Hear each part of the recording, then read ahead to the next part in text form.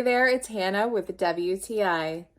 This book is called Mind Your Manners, and I think it is such a wonderful kids book. This book takes you to the jungle that is full of misbehaving animals, from messy monkeys to grumpy grizzly bears. But it helps teach your kiddos how important it is to mind your manners. If everyone wants to get along and be happy together, good manners make life so much easier.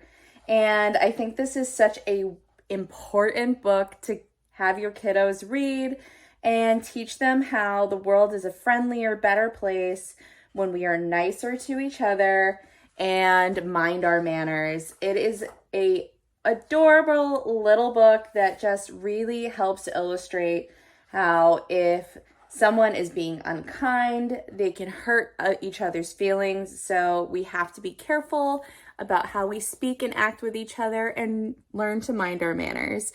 So if you've got some kiddos, I think this is a great book and a wonderful teaching tool to have in your library.